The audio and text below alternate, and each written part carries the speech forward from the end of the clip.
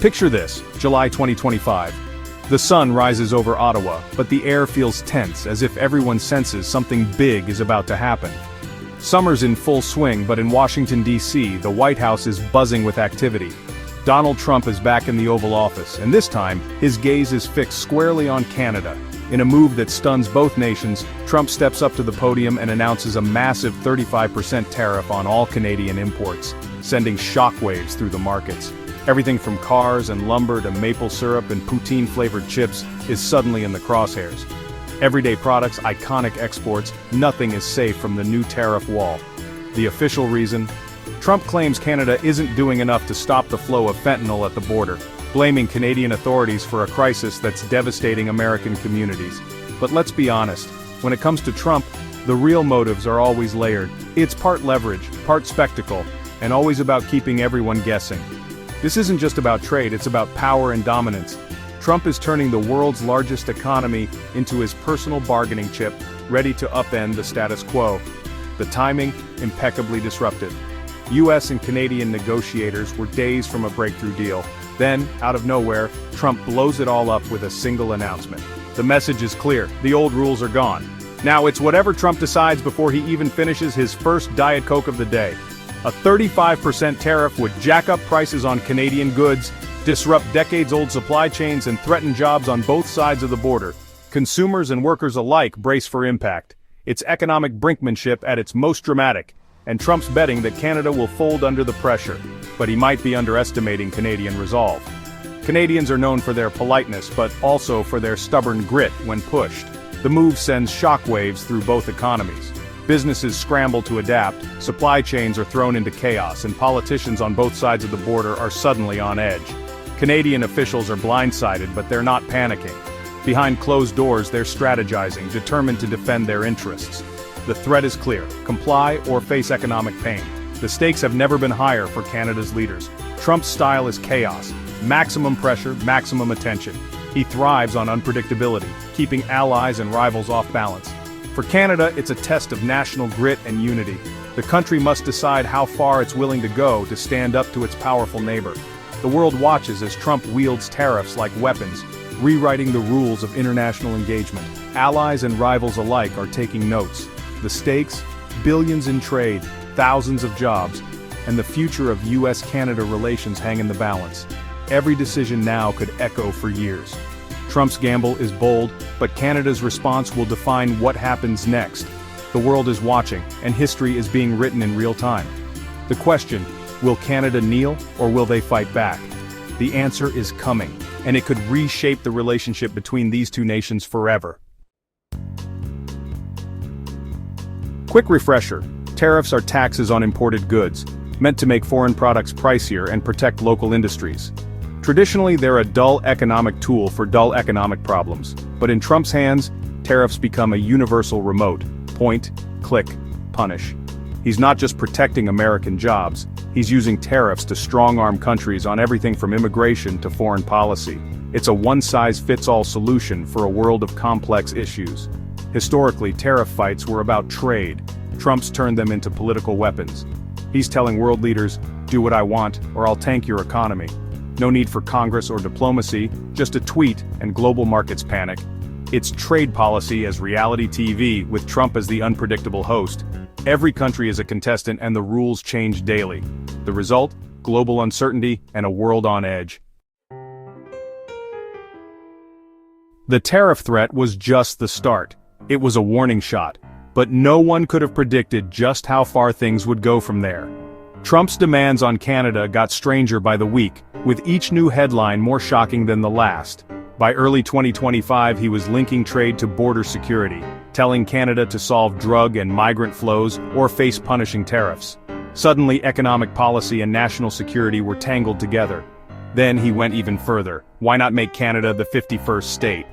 The idea was floated with a mix of bravado and showmanship. Yes, really. Trump actually suggested annexing Canada, as if it were a new golf course to add to his collection, drawing gasps and laughter in equal measure. But this wasn't a joke. It was part of a pattern of outlandish proposals that left allies and critics alike stunned. He talked about buying Greenland, as if countries were real estate listings. He mused about taking over the Panama Canal, reviving century-old ambitions. He even weighed in on the Gaza Strip, suggesting bold moves in the Middle East. For Canada, it was surreal. Their closest ally was now openly questioning their very sovereignty, and the public watched in disbelief. Trudeau and his team faced a bizarre new reality. The US wasn't just negotiating hard, it was rewriting the rules of the relationship, forcing Canada to rethink its entire approach. The threats had moved from aggressive policy to outright fantasy, blurring the line between diplomacy and spectacle. Canada now had to decide how to respond to a neighbor who seemed to have lost the plot, and whose next move was impossible to predict. For decades, US tariffs were about economics, protecting jobs, balancing trade. Trump changed all that. Now tariffs are a blunt instrument for any issue he cares about. The new philosophy: America's economic power is a weapon, not just a shield. This is tariff diplomacy, subtle as a sledgehammer. The old system, built on rules and negotiation, is out. Trump's system is unilateral, judge, jury, and economic executioner. Allies like Canada are left guessing. Will they be punished for trade, immigration, or just being in the wrong place at the wrong time? Long-term planning becomes impossible, trust evaporates. The US-Canada partnership is no longer about shared values, but about compliance and fear.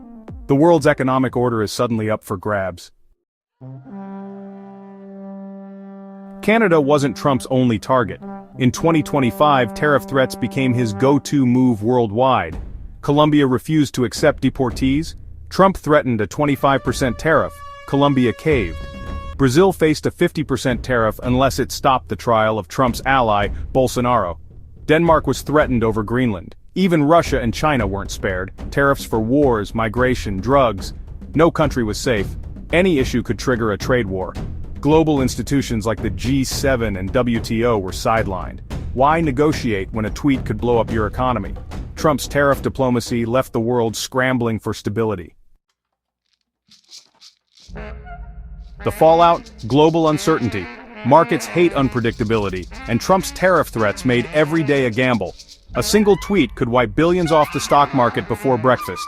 Economists warned these tariffs weren't about economics, they were political and impossible to predict. Investors became amateur political analysts, guessing who'd be targeted next. Businesses froze investments, fearing their supply chains could collapse overnight.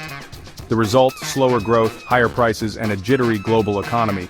Tariffs on Canada didn't just hurt Canada, they hurt American companies and consumers too. Trust in the US as a stable partner eroded.